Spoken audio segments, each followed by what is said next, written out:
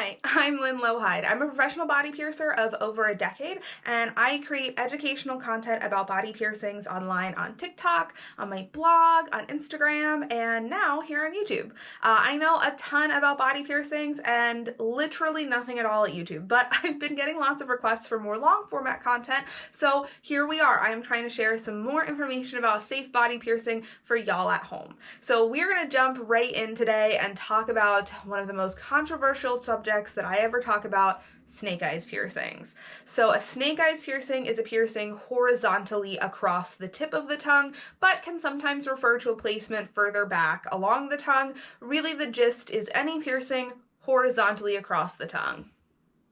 And today I'm here to talk about why this piercing is unsafe, and I actually wouldn't recommend anyone getting it done. In fact, it is so unsafe that in the piercing industry, if a piercer offers these piercings, that's almost a guarantee that it is a lower quality, unsafe piercer who is not going to use correct jewelry, who is not going to pierce you correctly. So let's look at why. Well, with snake eyes piercings, these piercings are very damaging to your teeth and gums. I'm going to put an example here, and this is erosion that was caused from a snake eyes piercing. So with this piercing, most commonly it's done towards the tip of the tongue, and the jewelry rests exactly along that tip of your tongue. However, your tongue is designed to fit in your mouth perfectly at rest. So if you close your mouth, if you let everything relax, you will feel that your tongue is contacting the back of all of your teeth. So if we put metal right there and it is pressing against there 24/7, of course this is going to happen. Of course you're going to end up wearing down the gums. Not to mention talking, eating, drinking, all of these activities, your tongue ends up rolling along the back of your teeth, and the metal jewelry is scraping the backs of your teeth and gums every time you're doing those things. Specifically when you're talking, think about TH sounds like the word the, or S's and L's, sounds where your tongue is rolling along the back of your teeth. Each time you're saying those sounds, you're actually digging that jewelry into the back of your teeth and gums. So people end up with these really big pockets in their gums that can cause a lot of damage and a lot of problems over time for your dental health, your tooth and gum health. People can even lose teeth over this. It is no joke. Another really big factor is damage to the way that you speak, is speech impediments and changing your ability to pronounce certain words. Now, the tongue is two muscles. It's actually technically two groupings of muscles, 4 quadrants. I'm going to throw up some medical diagrams here so you can see what I'm talking about. But for the most part, the tongue is 2 sections of muscle with connective tissue down the midline. And when we're doing a traditional tongue piercing, we're piercing through that connective tissue on the midline of the tongue. There's not really much going on there. It's not super important for pronunciation, for speech, and it's not as potentially damaging as other areas of the tongue could be. But when we're doing snake eyes, we're piercing horizontally across both sides of the tongue. And not only are we doing that, we're pinning those sections of muscles together. Those muscles can no longer move freely the way that they want to, and that can actually affect your ability to pronounce certain words. It can cause you to have a lisp when you speak. In fact, most folks who have snake eyes, if you listen to them talk online, you can hear that slight lisp. You can also hear the metal jewelry clicking against their teeth and gums and dragging along it. Not a good idea. And listen, the speech impediment that most people end up with for this piercing is pretty minor, I won't lie. But it can sometimes become serious. I had one client who had this piercing for many years, I want to say close to a decade, and over time, from wearing it, from talking with it, scar tissue built up, and she ended up with a really, really bad speech impediment. It actually affected her ability to work in certain places. It affected her ability to talk on the phone. This is a permanent, lifelong change to her ability to speak and pronounce words over a body piercing that she got, which is not great. Not a good time.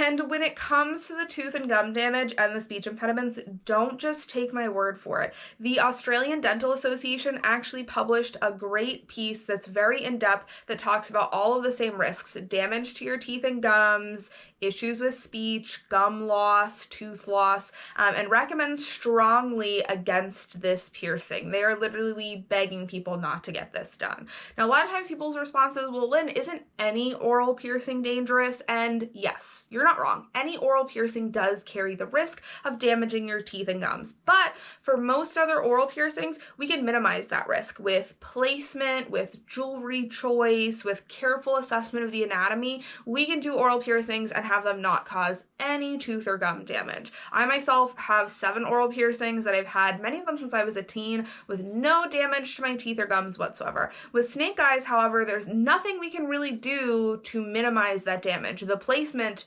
is literally the tip of your tongue where it is contacting against your teeth and gums 24/7. There's nothing we can do to change or minimize that. With tongue piercings, with lip piercings, we can try and place them out of the way. We can get smart with jewelry. There's no options for that with snake eyes piercing. So it's not about if this piercing is going to cause gum damage, it's about when this piercing is going to cause gum damage.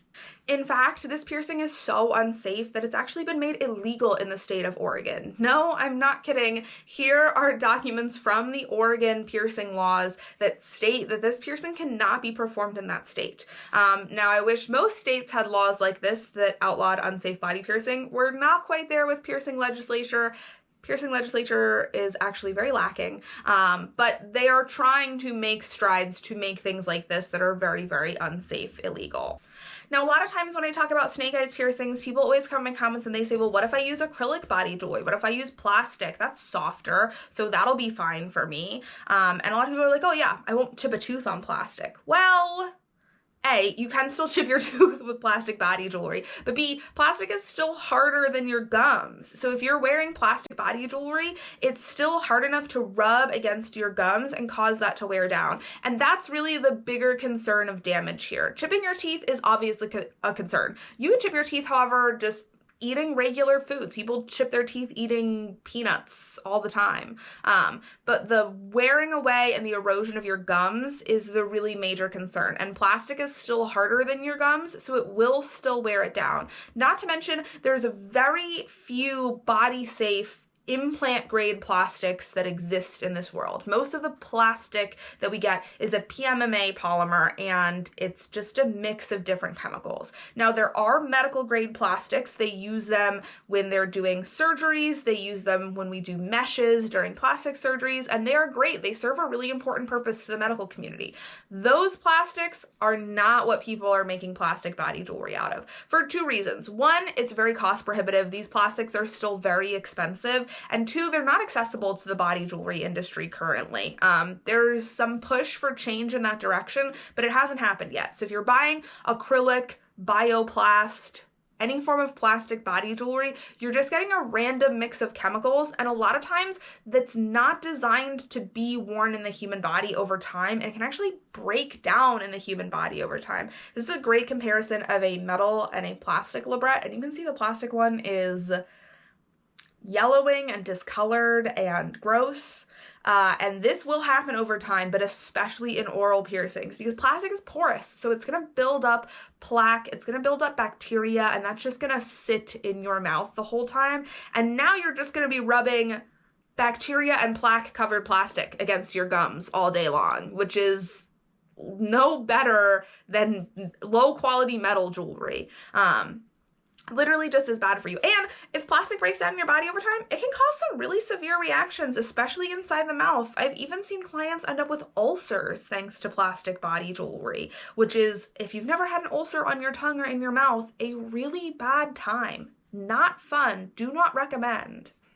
I have one client who's given me permission to share her story, and she does want to remain nameless, but she got this piercing done when she was, I believe, 15 or 16, and when I started working with her, she was in her early 20s, and she did end up having to get dentures. She had about 5 teeth on her lower jaw that had to be removed because of gum loss, and she has dentures now. She's working on getting implants, but implants are very expensive. She's looking at like $80,000 to $100,000 to get implants for everything that she needs, and it's just not something she can afford right now. So she has dentures, and I've worked with her for a couple years, and I will never forget a day that we were talking about it, and she was kind of venting about it, and she was like, the thing that sucks the most is having to take my teeth out on a date to eat food. It's humiliating. It's embarrassing, and I hate it. And she's in her early 20s. She's young. And that's, I think, the thing that's the most concerning about this piercing is most people that I see with this are very young, and they've only had it for a couple of years. And the thing with dental damage, it doesn't just happen overnight. You don't just wake up one morning and your teeth are ruined. It happens very slowly over time, and it can lull people into this false sense of security where they're like, oh, I've had it for 2 years. I'm totally fine. Like, my teeth don't seem to hurt. Like, this is totally fine. But they're still experiencing that gum loss. It's just happening very slowly. And then one day that you do wake up 5 years, sometimes 10 or even 15 years after getting this piercing, and your teeth kind of hurt. So you decide to go to the dentist and get them checked out. And by the time you can feel your teeth hurting, by the time you can feel those gums are gone, they're gone. They're never going to grow back. All you can do is get a gum graft and hope it takes, and a lot of times it doesn't. And so a lot of people are making a decision at 15 or 16 or 18 or 19 to get this piercing because it looks cool, because it looks cute, not thinking about dealing with being 25 or 28 and losing their teeth or losing their gums. And there's not a ton of information about the dangers out there. You'll see people who have it and they'll go, yeah, it's kind of an unsafe piercing, but whatever, it's your body, and if you want it, you should get it. And saying it's kind of an unsafe piercing really doesn't convey the gravity of this is a piercing where you could lose your teeth, where your gums could be worn away irreplaceably. I know I will never convince everyone to stop getting this piercing. I know that me making one YouTube video or one blog post or one TikTok is not going to make the snake eyes piercings not exist. And I'm honestly not trying to do that. If you want to get this piercing, if you understand the risks and you're comfortable with them and it's your body and that's the choice you want to make, more power to you. I believe in bodily autonomy. But I don't think you can make an informed decision without the information. And I don't think this information is really adequately given to people, especially young people who are potentially considering something like this. So I'm making this video in the hopes of sharing that information and educating people about why this piercing is dangerous and why you won't find any reputable or good piercer to do it for you. Because as cute as any piercing is, and this is a cute piercing, don't get me wrong, I get it, guys. But having all of your teeth in your mouth is like just a little bit cuter. Just a little bit cuter. So if this is a piercing that you've been thinking about getting done, please think really, really seriously about what this could do to your teeth, to your gums, to your oral health. Now, the good news I have for you if you like the look of this piercing is that there are safe alternatives. You can do paired vertical tongue piercings. Now, these are anatomy dependent. You do need to have the right anatomy of your tongue to be able to get them done. But with these, we're piercing through vertically through either section of muscle on the sides. So we're not pinning those two sections of muscle together, so it doesn't affect your speech. And if you have the anatomy for them, we can place these in a way where they're not going to rub on your teeth and gums, where they're not going to potentially chip or damage your teeth, where we can kind of keep them more out of the way and really greatly minimize the damage to your teeth and your gums with placement. So there are safe alternatives if you have the anatomy for them. Granted, it doesn't look identical to a snake eyes piercing. It's not right on the tip of your tongue. But as we've already established in this video, we don't want to put something on the tip of your tongue. It's just going to crack your teeth and wear down your gums. But a set of paired vertical tongue piercings can look very visually similar and be a lot safer.